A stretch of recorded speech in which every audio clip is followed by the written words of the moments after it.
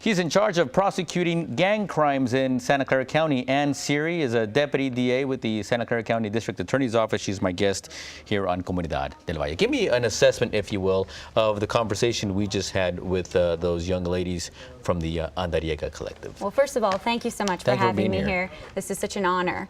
But those two guests, Anna and Rosanna, I think are two incredibly amazing women who are doing some great work.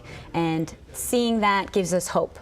You know, that there is a chance and we can change and we can make a difference in this community. And I think everything they're doing is excellent.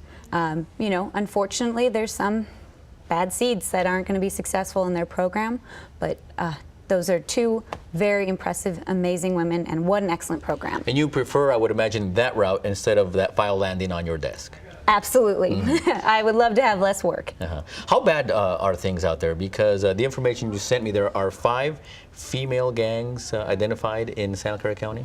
Well, I think the thing to know is that there are all female gangs, but then there are females who are part of male gangs, and then there are also females who are associates or homegirls to gangs. So the gang problem is much larger than I think just saying that there's 5 gangs.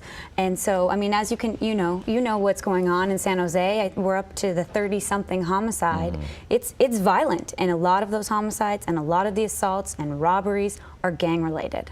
How big of a role do girls or females play in some of those assaults? I mean, you're saying that sometimes they act as mules in carrying contraband or whatnot from one place to another for the gang members? Absolutely. Women actually are almost essential to the survival of gangs, because one of the most important things for a gang to continue and flourish is communication. And women are key in that. They carry what's called kites or communication letters.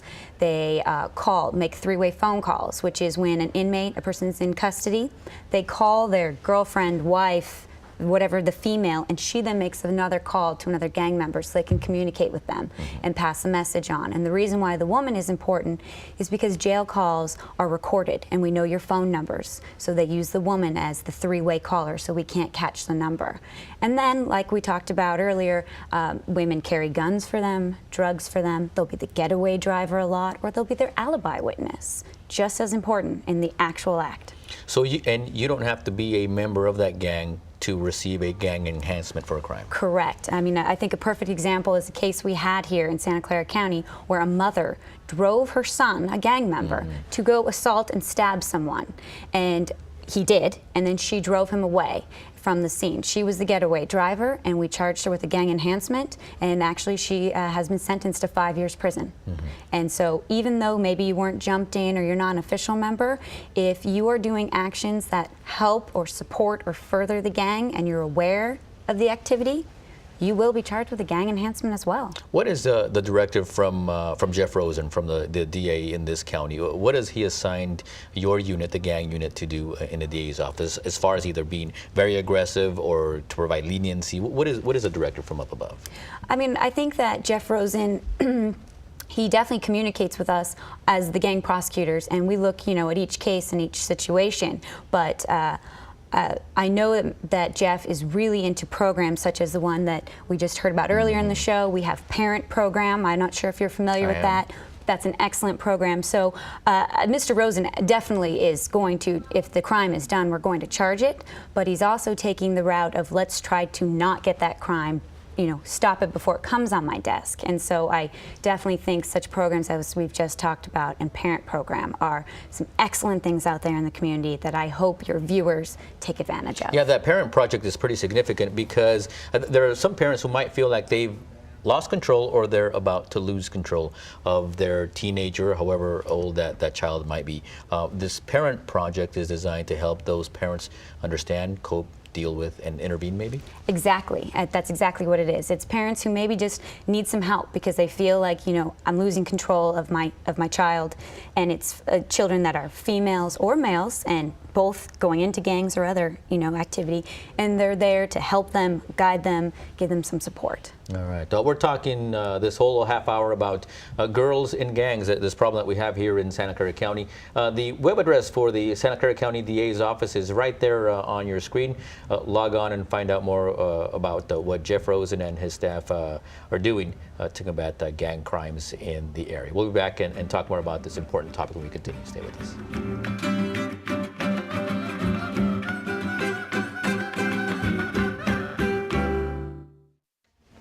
She's in charge of prosecuting gang crimes in Santa Clara County. Your staff is big. Your unit is big. A lot of prosecutors. Yes, it is. We're very lucky. Jeff Rosen has given us about 14 attorneys on the team, so there's a lot of us, but we're busy.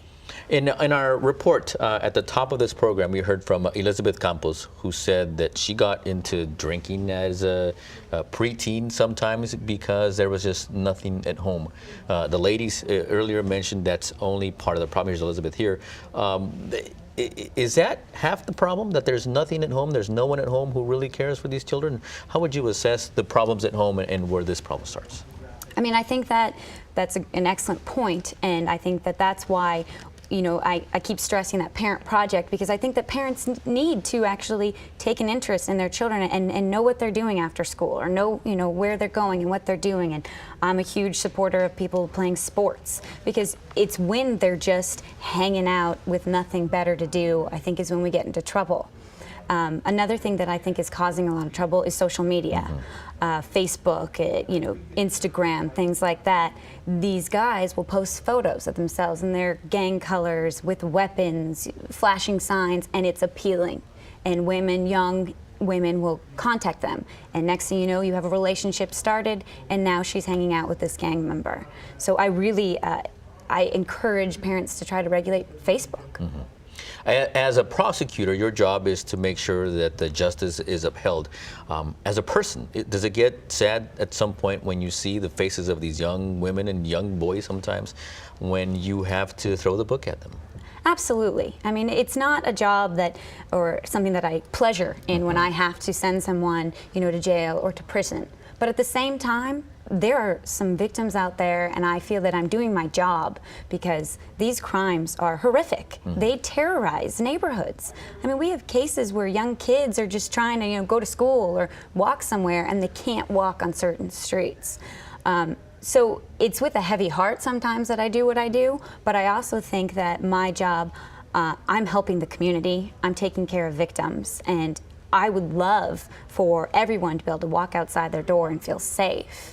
I think that we have seen more women, and the ages of people getting younger and younger who are involved in this, and that does kind of break your heart when it's a 14-year-old, and you know, you think back, what was I doing when I was 14? I definitely, you know, wasn't walking around with a gun. Right. And so it breaks your heart, and that's why there is hope out there, and that's why that program that your guests before were so great, because they made you realize there is something we can do. There are 2 women there who that's their life, you know, life mission is to help, and I think that is so encouraging. And you brought up something that I didn't bring up, and that's your job is to protect the victims, and we haven't talked about the victims, because these gangs are not, I mean, these crimes are not victimless. There's always a face behind that crime. Absolutely, you know, and sometimes it is a gang member against gang member, but you know what? I have to look at these cases as this person did this act and they harmed this person. And so, yeah, sometimes my victims maybe aren't always the most innocent, but then there are plenty of cases where we truly have innocent victims trying to just go about their life, and they were on the wrong street at the wrong time. And that can't, we have to stop that. If you can, in impromptu mode, give us some tips for the parents. But let me just say, maybe these parents are not able to go to this parent project or go through some of this parental training that is being offered out there. But a couple of tips maybe that you can give parents out there to keep their kids on a straight and narrow. Well, you know, I think that one of the top tips is social media. If you can somehow look at their Facebook page or their cell phone and who they're talking to, that's huge, because that gives them access to these individuals that you don't have control over, you know? And so I would say to parents, number 1 is talk about social media. And number 2, I really think that what you need to instill in your young daughters and even young boys too, is that you can get this gang enhancement even not being a full-fledged member. And I don't think people understand that. And then next thing you know, it's a case on my desk, and here's this young promising girl who had a very bad boyfriend, and she helped him, you know, drove him somewhere, and now she's looking at a gang enhancement, which is a strike. That's pretty amazing. The DA's office, the website is there on your screen. Log on and find out more about maybe some resources you can look up there at the DA's office website. Thank you so much for the work that you're doing. Thank you for having me. All right. Now here's